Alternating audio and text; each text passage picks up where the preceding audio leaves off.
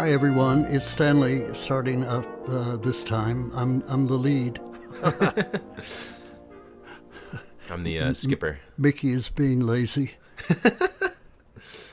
And so welcome to episode number 6 on our journey in the right direction. Last time we talked about religion, which was pretty serious.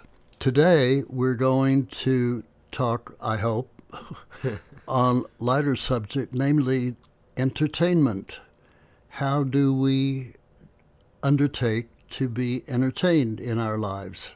And for that, I turn the story over to my colleague, Mickey.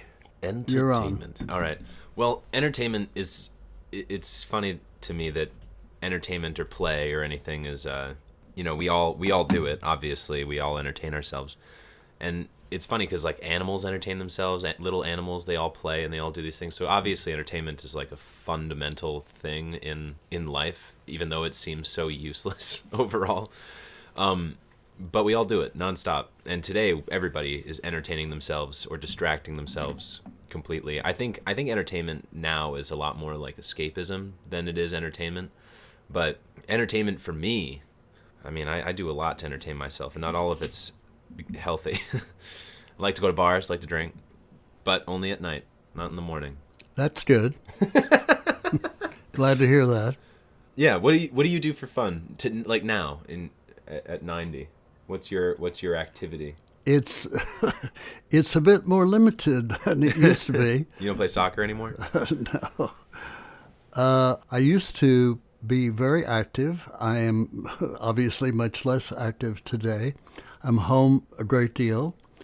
For that, I make use of this part of the internet called YouTube. I have discovered YouTube, which, by the way, is its greatest virtue is that it's free. True. Oh my gosh, there's so much stuff on there. There is everything from porno to ballet to symphony to exercising to theater to everything. And when I have time, which I have a fair amount of, I look on YouTube, and I have grown to appreciate particularly the subject of ballet. They have a lot of ballet there from Europe, from Russia, from Europe, and from the States as well. Some of the better-known companies, some of the better-known dancers, male and female. I particularly appreciate the males, I will say. But that has certainly been a source of great entertainment for me. But, Mickey, I have to confess to you that when the town shut down so much during the worst of COVID, I was home anyway. It really did not change my life that much. I was ready to be at home, to be a hermit, sort of. And so being alone, which is what a lot of people were, myself included, was not a great pain. It was not a painful time. I happen to like to entertain myself a lot. Mm. I always have. When my parents began to leave me at night alone, still fairly young, my mother said we never left Jerome or Florence alone that early. Well, it was because I was holding on to her skirts too much, and this was her way of emancipating me.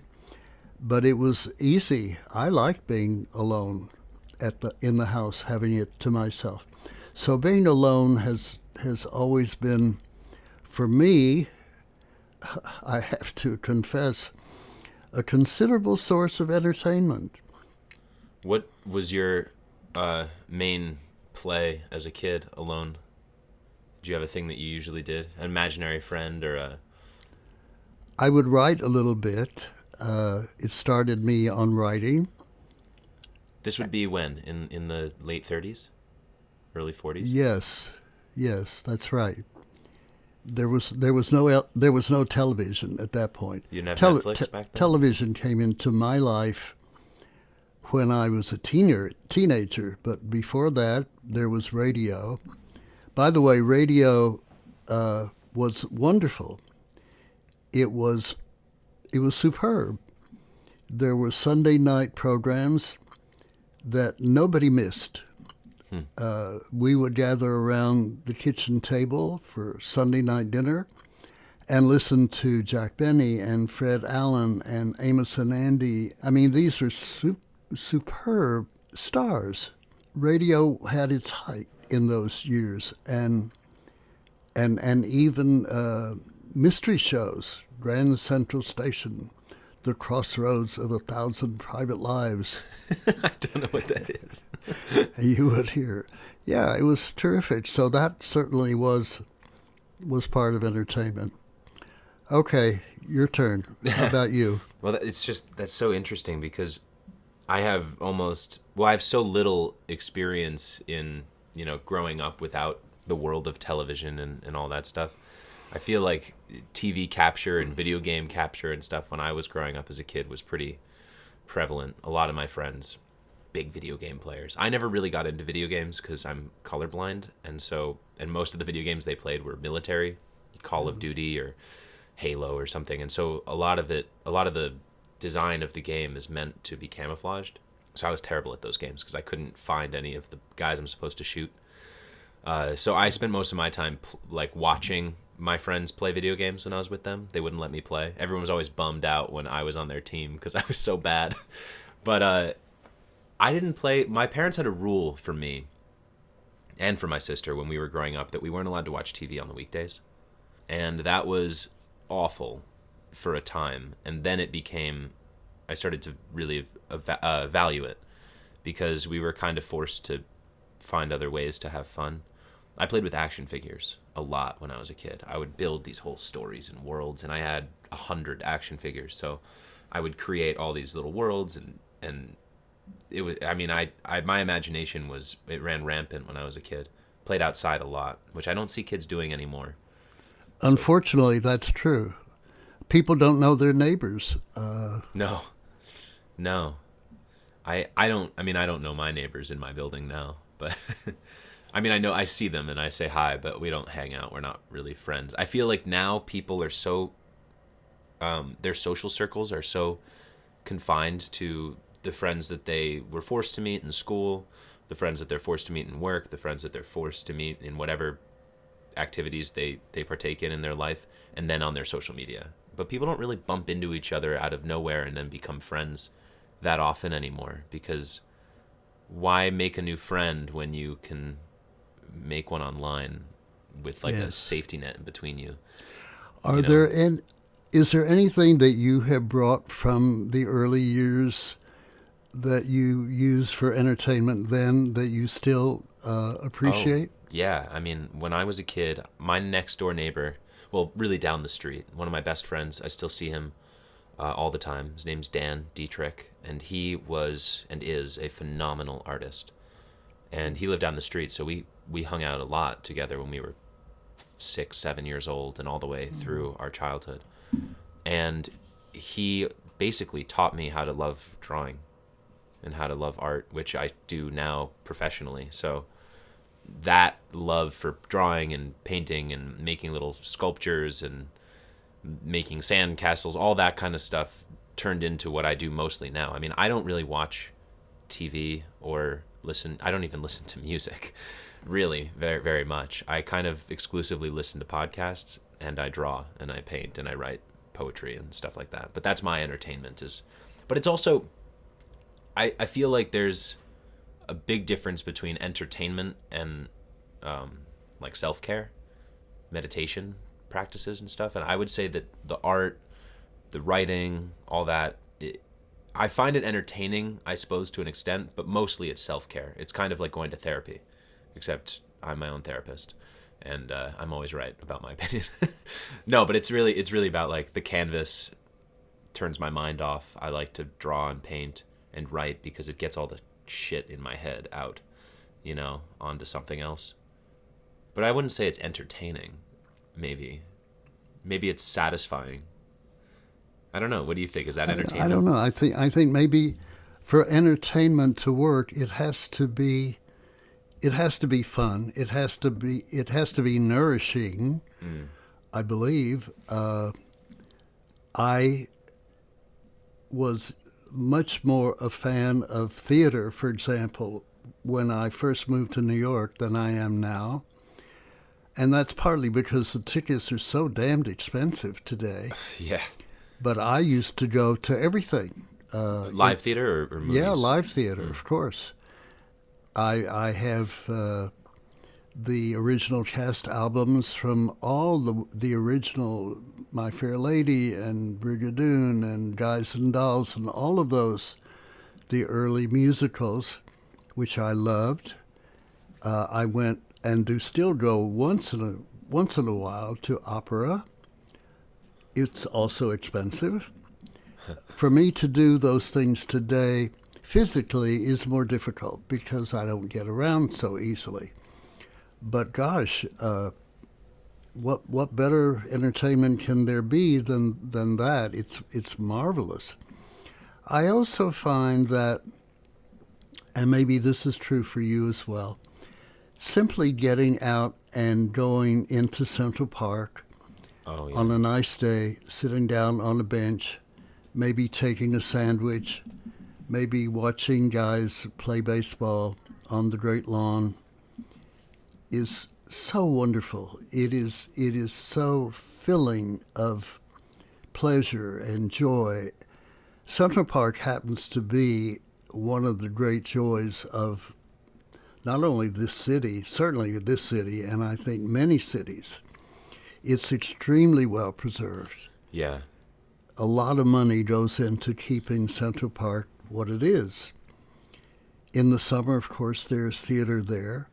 And on and off during the year, there are concerts and recitals and so on there as well. I have a friend who is wonderful about pushing me in a mini wheelchair around the park. And we've done it 2 or 3 times, particularly in the late fall, early fall, around September, October, when the leaves are changing. And it's wonderful. It fills you with good breath, with smiles. You see trees that are so old and so well preserved. He introduced me, I have to tell you, I don't know if you know about this. There is a turtle pond in the center of Central Park. Steve knows where it is. We have gone there. If you go on the edge, there's a lookout, and you look down on this pond, almost like a lake, really, that is filled with turtles. Whoa. I didn't know that. In the middle of Central Park. It's the most unlikely thing you can imagine. Do you find? I have gone there and made some videos from there because it's just such fun to see that. Do you find that entertainment now, in terms of like passing time, because you describe how it's so entertaining to just go to the park and bring a sandwich and sit on a bench and watch a baseball game or just people watch or something. And I find that entertaining as well, but I think for people my age, we have to make a concerted effort to engage with that kind of entertainment because there's so much entertainment readily available and almost clawing at you to get into your attention all around us today that people don't really take the time to just sit and admire an old tree the way I think it might be easier for you because you grew up so much through a time when there weren't all these different social media platforms and the internet and all these things trying to throw content at you all the time to entertain you and really distract you or just occupy your attention. I think that kind of entertainment, that like genuine presence in a moment is missing now in my generation, at least a lot more so than it might have been in the past. Well, now you are an artist. Do you think that making art is in some way a way of entertaining yourself? In some ways, yes. I think I've said this before. I don't love making art. Like, I don't enjoy it. I think I need to do it. Like, I don't enjoy it the same. A lot of the time, I'd rather watch a TV show or just turn my mind off and zone out on a podcast or watching a show or a movie or something. But I make art because I have a lot of stuff in my head that I need to get out. It's very cathartic for me, and I think there is an entertainment in it.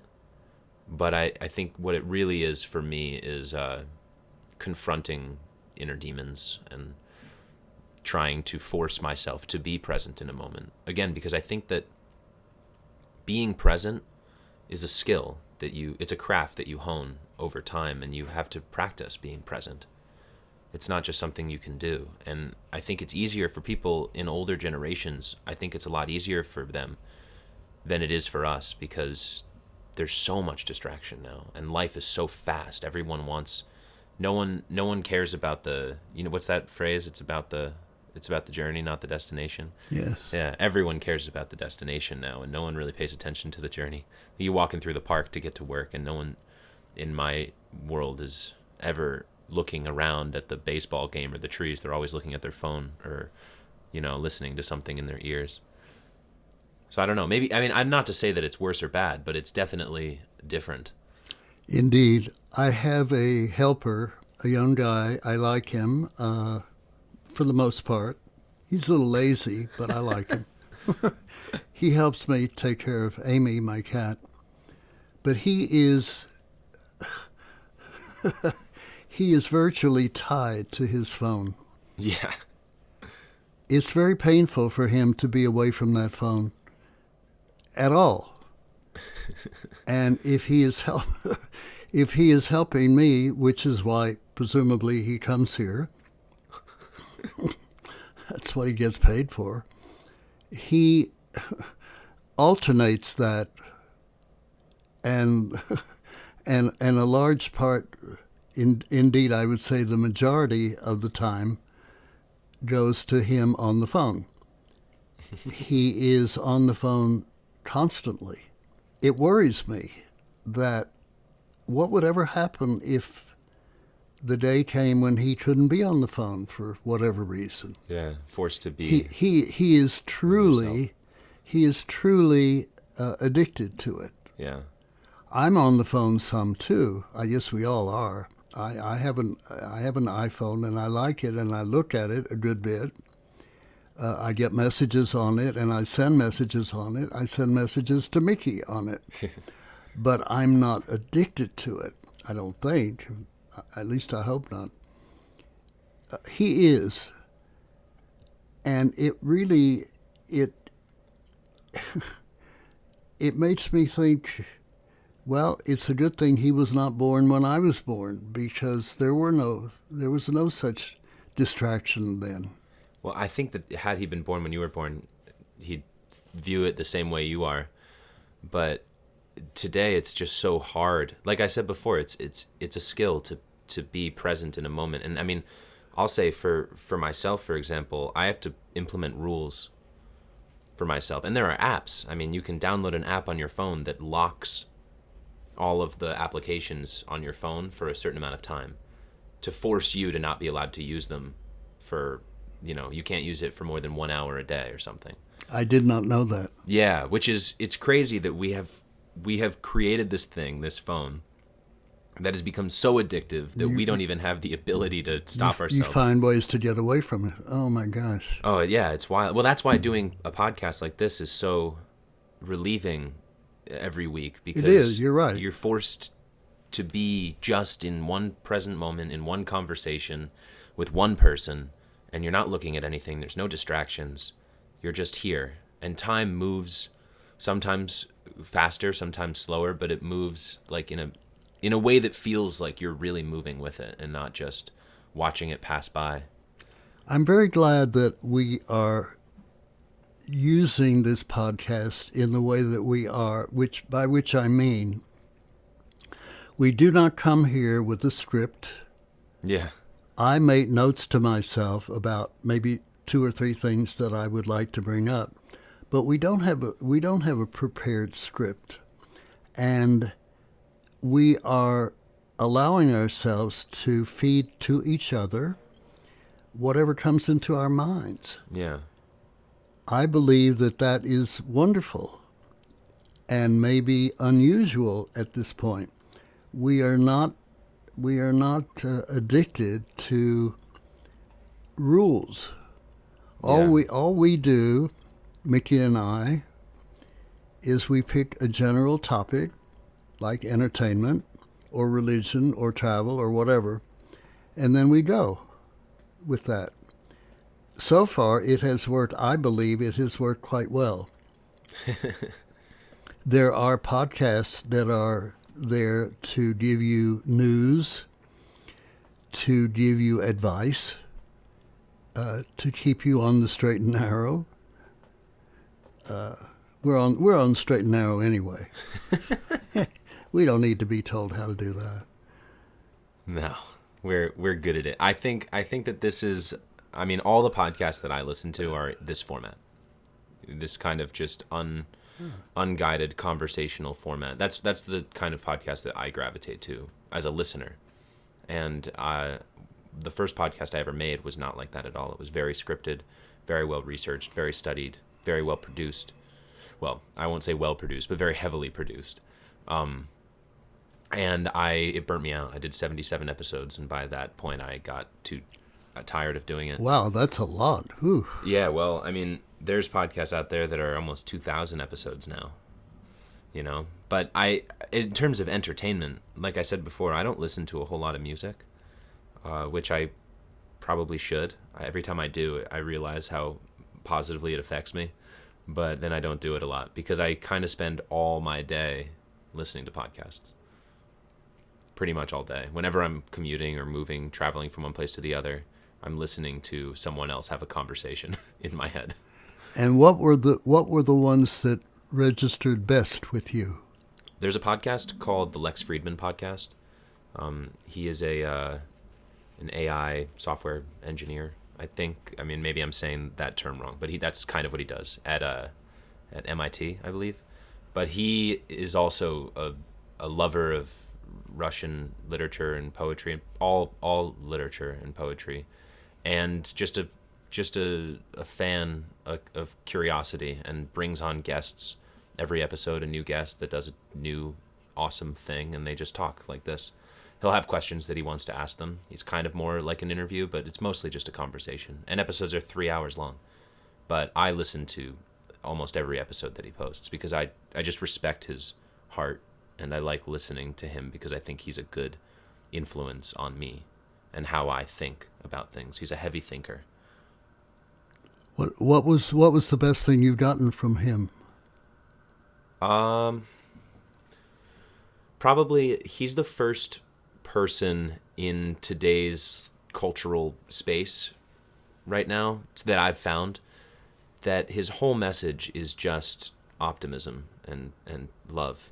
Like spreading love and spreading positivity is all he really is pushing. And he does it through every avenue of interest that he has and every person that he meets. But the foundational characteristic of Lex Friedman as a fan that I see is that he's just this sort of megaphone for love and kindness, which I just think is good for anyone to have in their life. You bet, and unusual these days. Exactly. You know, so many people are trying to get something, become famous or successful, or build a brand or create a character around their comedy or whatever it is they're doing. And he, seems to really just genuinely want to share and spread love. Wow. Yeah. So we're spreading a little love. I think we are too. I think when you spend so much time listening to people who are doing it, you kind of emulate that thing. Of course, we limit ours to 30 minutes of love. Yeah, 30 minutes of love. It's a small dose as prescribed by your doctor. Okay. In terms of entertainment, though, do you have like a favorite movie that has stuck with you all throughout? All About Eve. This famous actress is being usurped by a younger woman who wants to push her away. Betty Davis. All About. I know this movie. When did it come out? Oh, years ago. It's one of the all-time great movies. I haven't seen it. Yeah. I'm gonna watch it. The other day I watched Double Indemnity, a wonderful film with Fred MacMurray and Barbara Stanwyck from, I don't know, 30, 40 years ago. Whoa. It's very Hitchcockian. Yeah. It's marvelous. I think EJ gave me a copy of Double Indemnity. You know, that's interesting because he said to me, Mickey should see this film. Yeah. He sends me, anytime he has a movie he wants me to see, he sends me a DVD. Well, it's on Turner Classic, so it doesn't cost anything. Okay, yeah, I'll go watch it. Yeah, it's really worth seeing. Yeah. There's so many movies that are coming out so fast now that I haven't had time to go back to the classics and watch all the old ones. But my absolute favorite movie is a movie called Princess Bride, based off of the book Princess Bride. It is maybe the funniest movie ever made, I think. I've watched it 6 million times, and that is not an exaggeration. And then also in terms of daily entertainment, like monotonous entertainment, I like to learn a new word every day. It's like my little game I like to try and play with myself. So you have a word to teach me? I know. I now have an app on my phone, which is a dictionary. Oh, yeah. Because I like to do that too. I like to keep the words growing in my head, new words. Yeah, well, maybe we'll talk about that one day. Yeah, absolutely. All right, well, I think we just about did entertainment. Well, I started, so I'm going to end. Yeah. Mickey, this is going really well, I hope, I think. We are now on Spotify for our eager fans. Look us up. This is now episode 6. Yeah, it'll come out in a couple of weeks, 2 weeks. I think we're 2 weeks ahead with our episodes. Yeah, we don't shovel everything across all at once, little by little, to keep people wanting more. Wanting, that's right.